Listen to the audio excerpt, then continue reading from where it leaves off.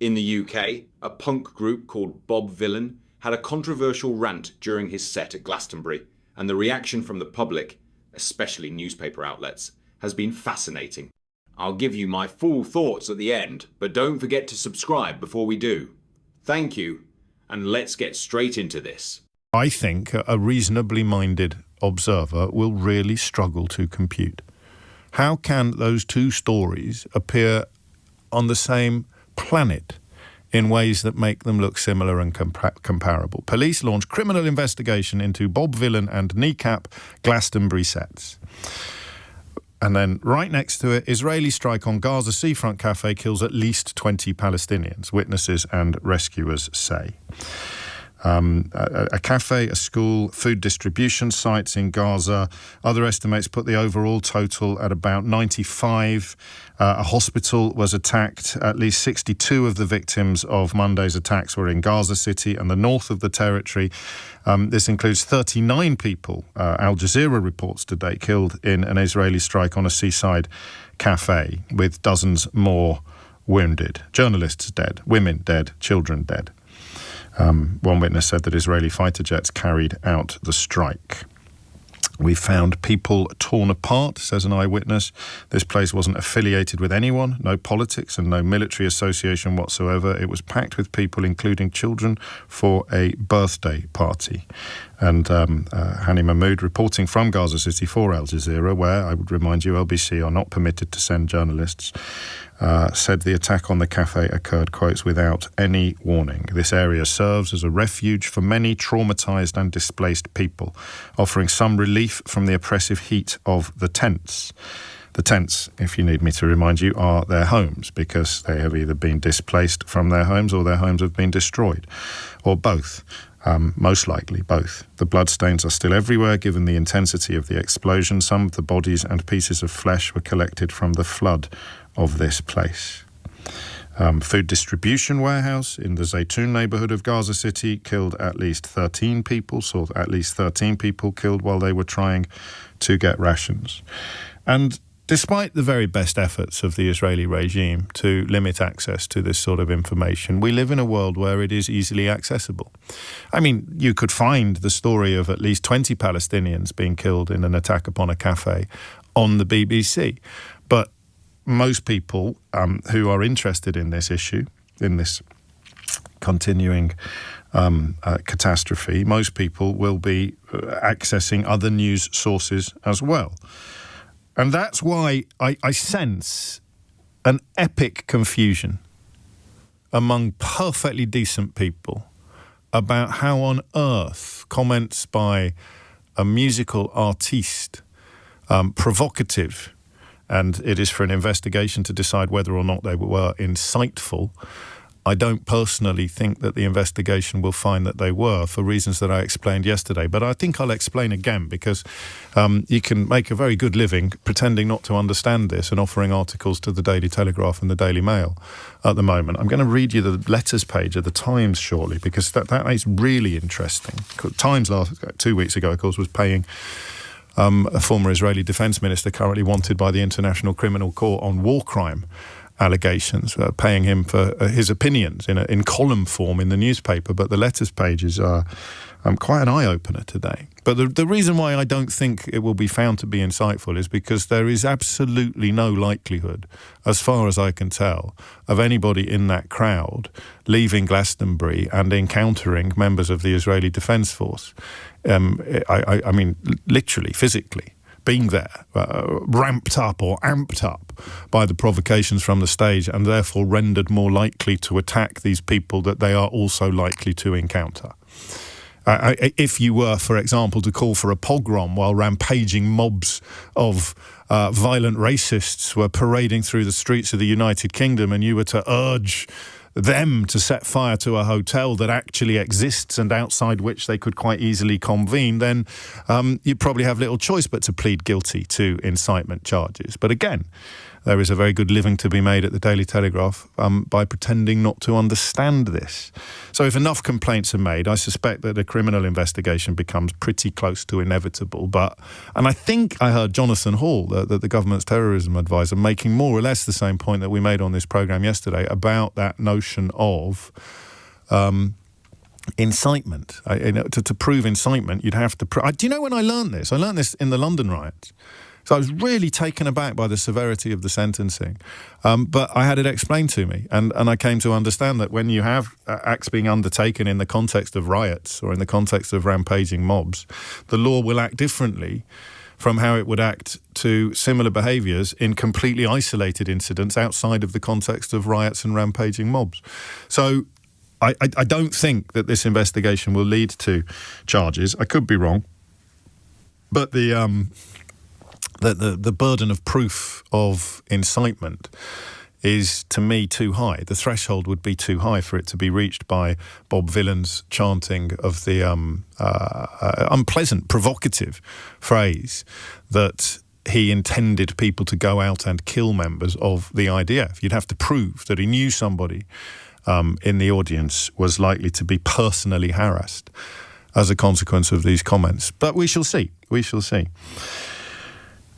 The Times letters page is extraordinary because it speaks directly to what I suggested to you yesterday, and I didn't expect to see this on the letters page of the Times, not least because it's only a couple of weeks since they were paying a man wanted by the International Criminal Court for war crimes, former Israeli Defence Secretary, as I explained to you a moment ago, writing an actual column for them.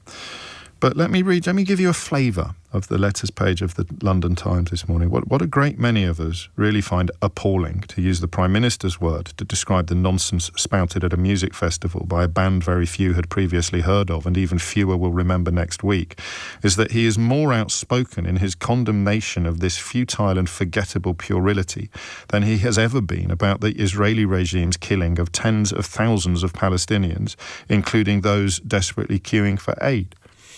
This is a letter to the Times, not the Socialist Worker. And that was by a chap called Richard Bryant in London. Also in London, Thomas Saunders writes, I confess to being baffled by the criticism of the BBC for continuing to broadcast Bob Villan at Glastonbury when the band's singer started to lead a chant of death to the IDF. When a newsworthy event, as this clearly was, occurs during a live broadcast, surely cutting the feed is the last thing a broadcaster should do. It can hardly be interpreted as some form of endorsement. I hadn't thought of that angle. I'm not 100% sure I agree with it, but it's completely at odds with calls for heads to roll and up to the Director General of the BBC, people calling for his head today. Another letter, this one from Pontyclun on the Rhondda. The call for the deaths of IDF soldiers is to be condemned. It was shameful and inexcusable. However, it was almost to be expected given the continuing killing of Gazans by Israel, which is just as inexcusable. I'd go further personally and say it's considerably more inexcusable. In his comment article, Danny Cohen blames the BBC and the organisers of Glastonbury, but omits to mention the continuing attacks on Gaza. We need to get things in perspective. Stafford Trendle in Overton, Hampshire writes, Sir, it is outrageous for anyone to suggest that the BBC should censor events as they happen. The event was broadcast live. Taking it off air would have given even more publicity to this evil rant. The BBC should not under any circumstances be a party to censorship. The honesty of its output would never be trusted again if it were.